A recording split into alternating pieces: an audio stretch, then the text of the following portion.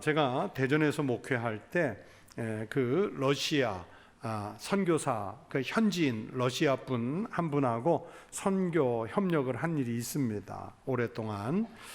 그런데 그분이 저에게 러시아로 건너와서 부흥회를 인도해 달라 하는 요청을 받고 제가 러시아를 들어갈 일이 있었는데, 그런데 마침 선교지를 또 한 2, 3일 둘러볼 계획이 있어서 막 은퇴하신 원로 장로님 두 분 보고 같이 가시자고 그랬어요. 장로님, 제 러시아 부흥 집회 가는데 같이 가시자. 그랬더니 두 분이 흔쾌히 동행을 해 주셨어요.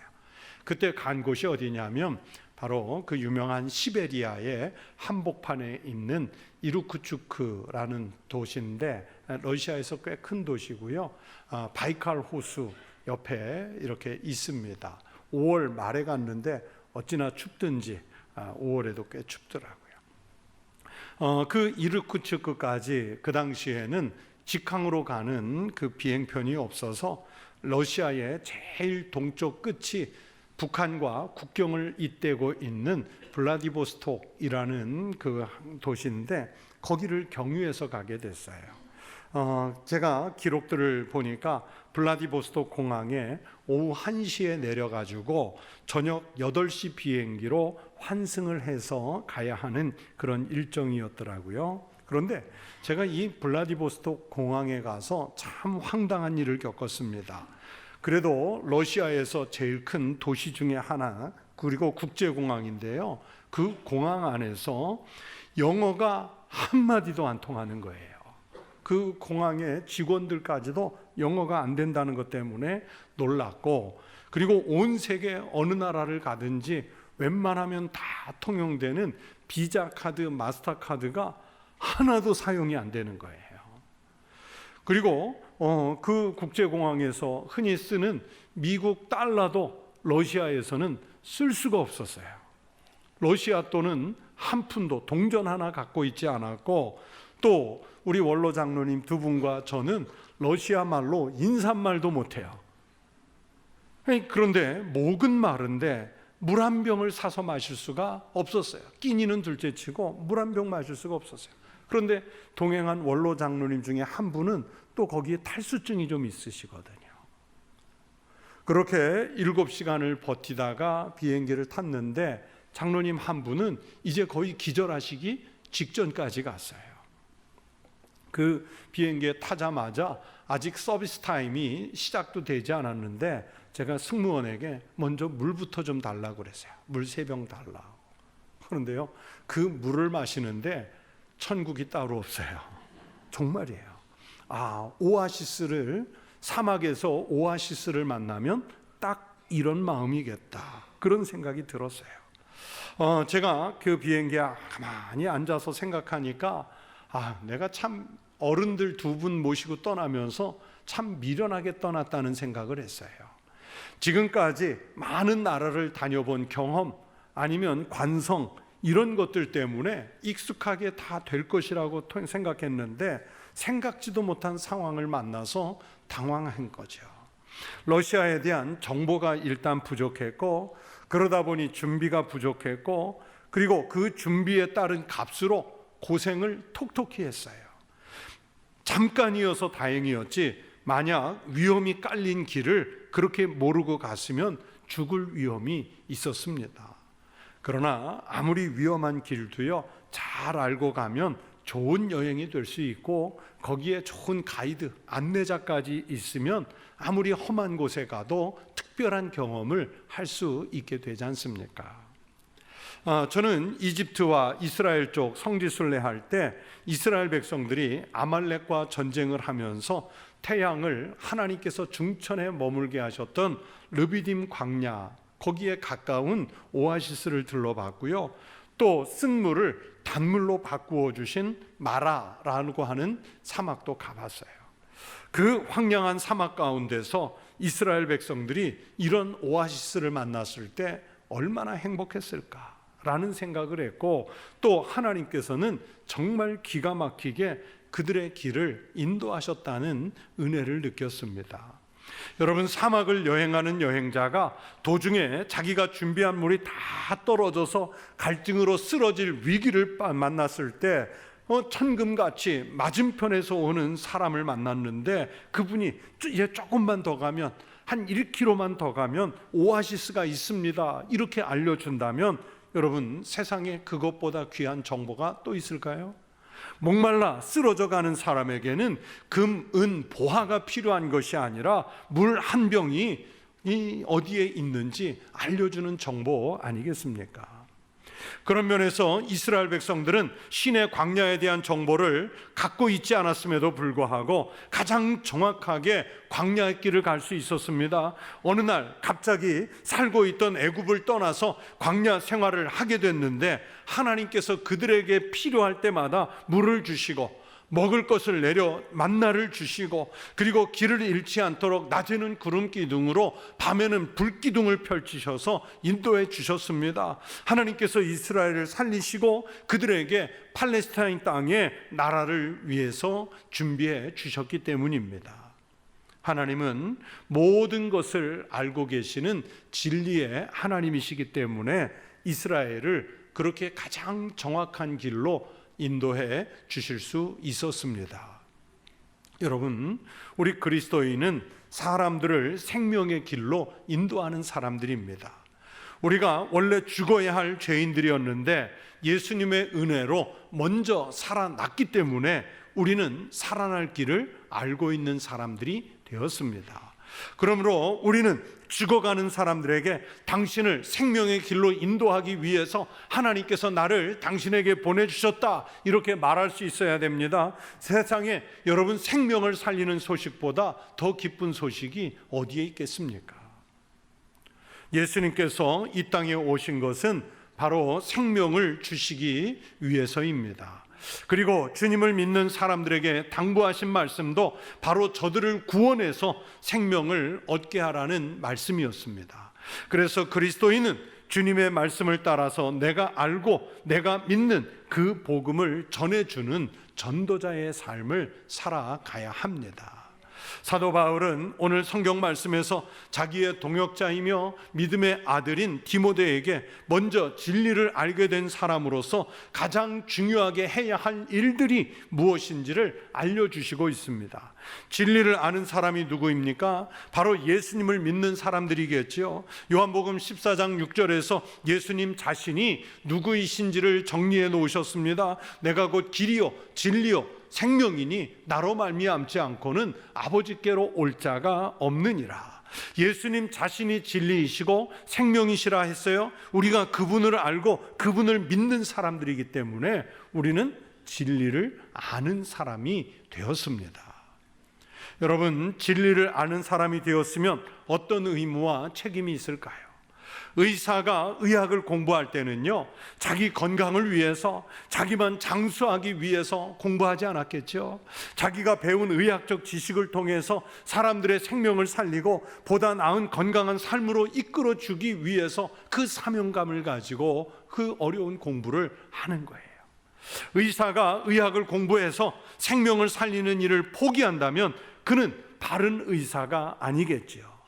군인은요, 총을 비롯해서 자기 분야의 무기를 잘 사용할 수 있도록 배우고 훈련된 사람들입니다. 잘 훈련해서 국가와 국민의 생명을 지키라고 무기를 공급해주고 장비를 공급해주고 그 사명을 맡겼습니다. 그런데 그 의무를 저버리고 총구를 동료들에게 또는 다른 사람들에게 잘못 겨누면 이것은 생명을 지키는 것이 아니라 오히려 빼앗아가는 불행한 일이 일어나게 됩니다. 그래서 우리가 무엇인가를 배워서 알고 우리가 훈련을 해서 익숙해지는 것이 있다면 그것은 공적인 성격을 가지고 있어야 합니다.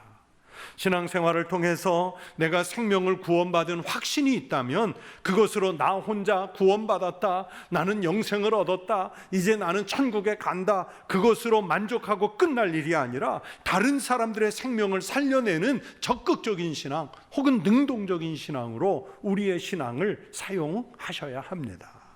오늘 성경에서 사도 바울은 디모데에게 쓴 이 말씀으로 바로 우리에게 그것을 가르쳐 주세요. 먼저 믿은 사람들이 무엇을 해야 하는지를 가르쳐 주세요. 그래서 이 말씀에서 오늘 세 가지를 여러분에게 말씀드리려고 해요. 첫 번째는 진리를 아는 사람은 다른 사람의 영혼을 위해서 먼저 기도부터 시작하셔야 합니다.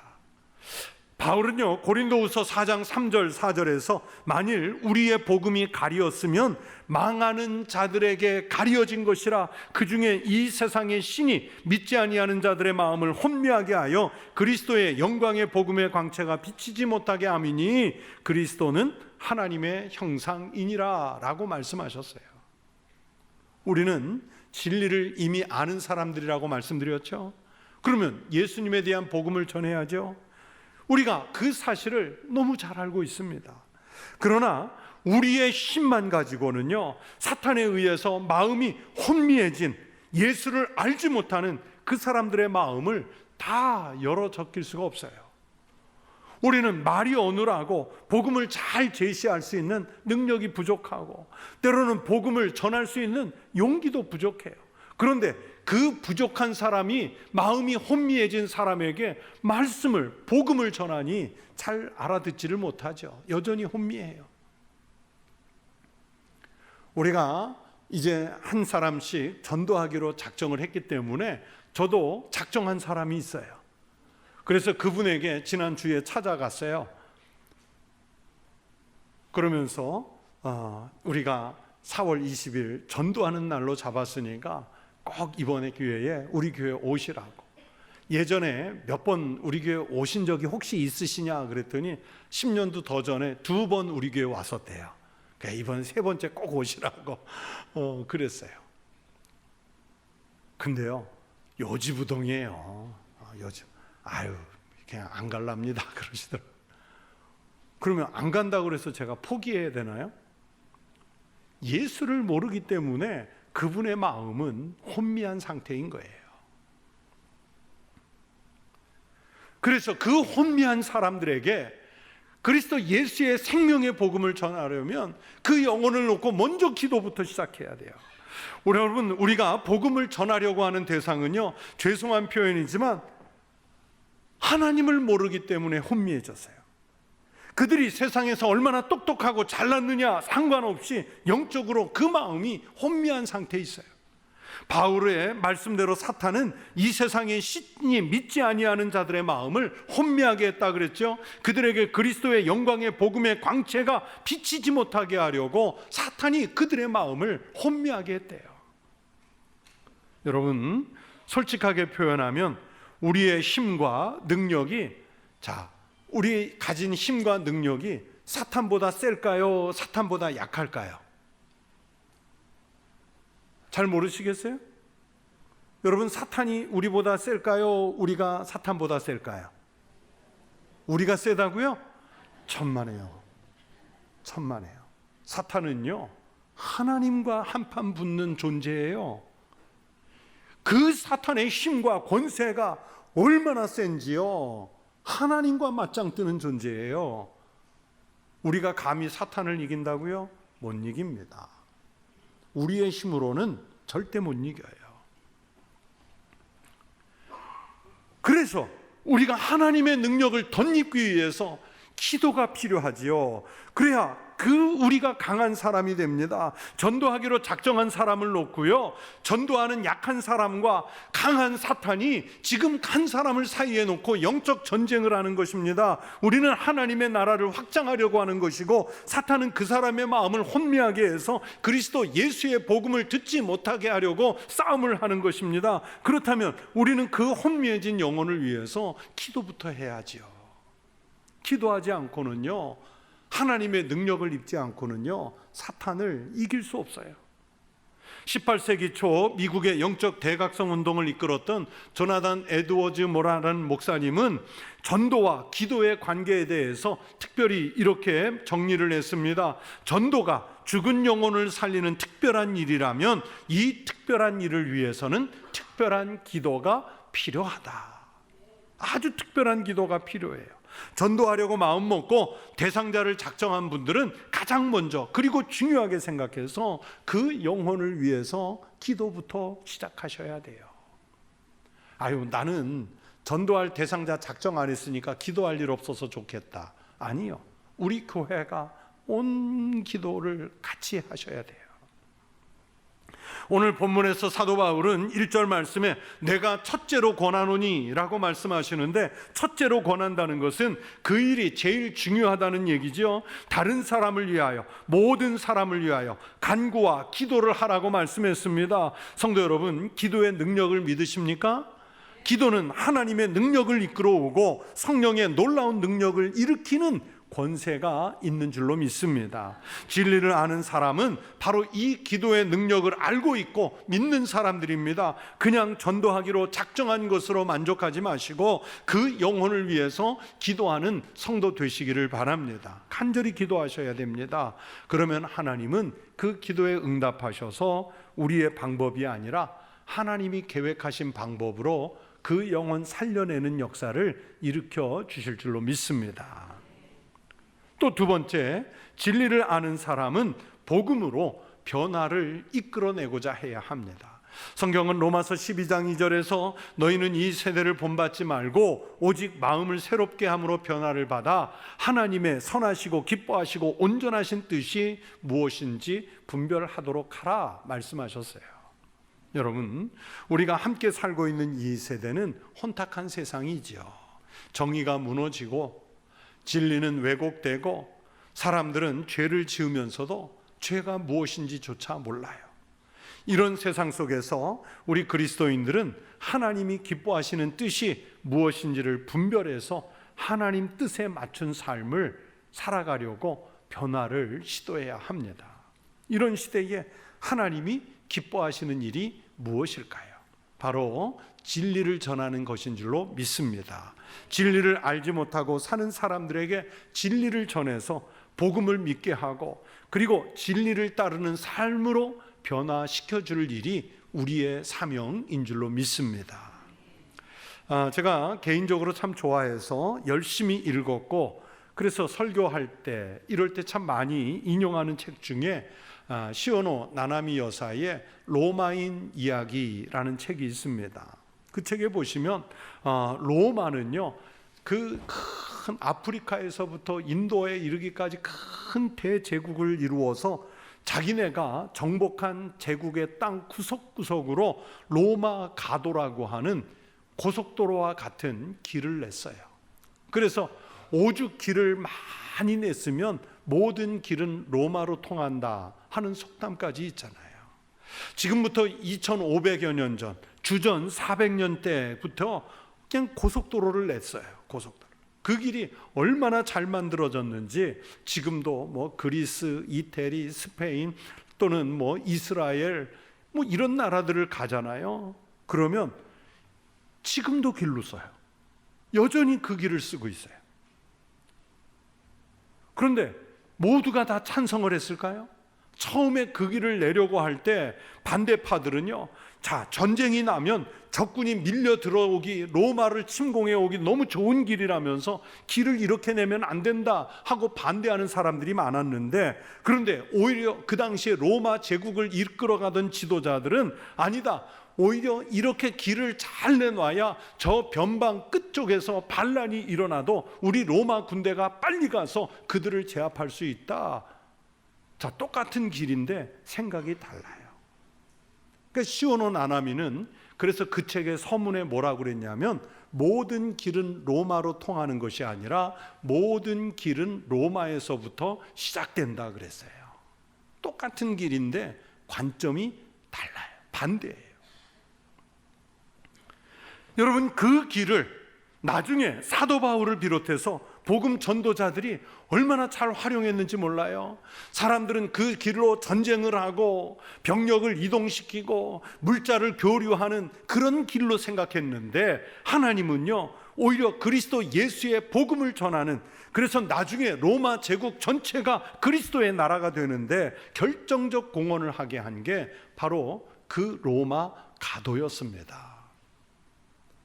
오늘날 과학과 문화의 발달이 사람들의 마음을 혼미하게 하고 복음을 듣는 것에서 멀어지게 하는 것도 사실입니다. 그러나 이것조차도요, 반대로 생각해 보면 복음을 전할 수 있는 기회와 방법이 더 많아지는 것입니다. 꼭 만나서만 복음을 전하는 것이 아니라 이제는 전화로, SNS로, 홈페이지로, 문자 메시지로 하나님의 진리를 잘 전할 수 있는 길이 많아지고 다양해졌어요. 사람들이 자신들의 편리한 생활을 위해서 또는 즐기기 위해서 만든 것들이지만 우리 그리스도인들이 그것을 변화시켜서 하나님의 영광을 위한 것으로 만들 수 있어야 합니다. 비단 기계들만이 아니라 사람도 그렇게 변화되도록 해야 합니다. 사회적인 제도들도 하나님의 영광을 위해서 사용되도록 변화시켜가는 그 역할을 우리 그리스도인들이 해야 하죠. 같은 물건이나 생각이나 도구들을 사용하더라도 성경의 말씀대로 이 세대를 본받으려고 쓰지 말고 하나님의 영광을 위한 도구로 사용하면 그것을 통해 하나님의 진리가 전파되고 그것을 통해 하나님의 능력이 일어나게 될 줄로 믿습니다. 그래서 세상의 모든 것이 하나님의 뜻에 맞도록 변화시키는 역사가 일어나도록 살아가는 우리 성도들이 되시기를 축원합니다. 세 번째로, 진리를 아는 사람은 하나님의 마음을 시원하게 해드려야 돼요. 이 설교 말씀 후에 찬송가 84장을 부르실 것인데, 온 세상이 캄캄하여, 이 찬송 부르실 때 저는요, 이 84장 찬송에서 2절 가사가 늘 은혜로워요. 그래서 어느 때는 2절 가사만 종종 흥얼거려요. 주 말씀을 믿는 사람은 그 마음이 시원하고 주 명령을 준행하는 자 그 길이 환하겠네. 주 말씀을 믿는 사람의 마음이 어떻다고요? 시원하고, 또 주님의 명령을 따라 사는 사람, 그 사람의 길을 어떻게 하신다고요? 그 길이 환하겠네. 여러분, 하나님은 이렇게 믿는 사람들의 마음을 시원하게 해주시고 그 길을 환하게 열어주셔서 형통하게 해주십니다. 그러면 우리도 하나님의 마음을 시원하게 해드려야죠.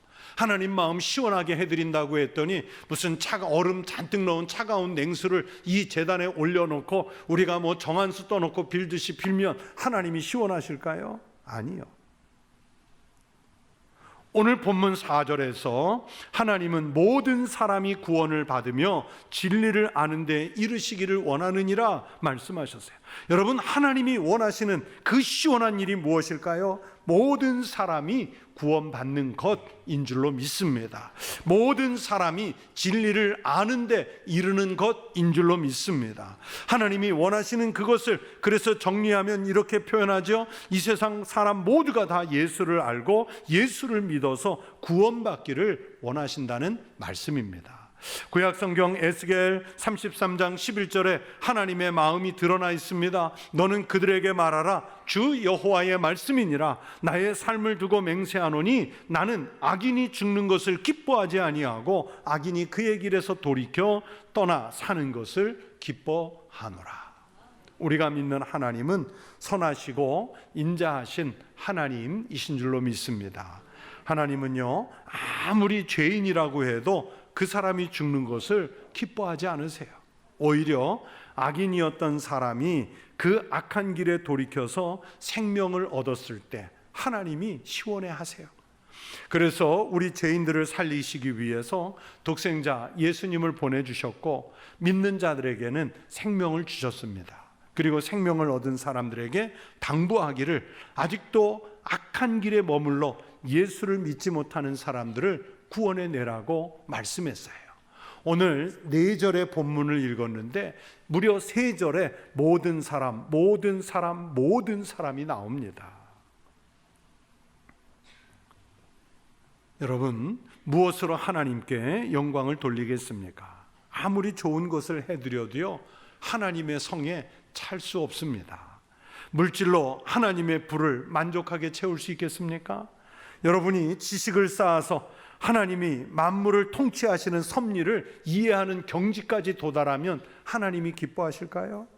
여러분이 어떤 권세를 가지고 하나님의 권세에 필적할 만한 권위를 행세하면 하나님이 기뻐하실까요? 그 무엇으로도 하나님을 기쁘시게 할 수 없습니다. 다만 한 가지, 모든 사람이 구원받기를 원하시는 하나님을 위해 잃어버린 한 영혼을 구원해서 하나님께로 그 생명 인도하면 하나님이 기뻐하시는 줄로 믿습니다.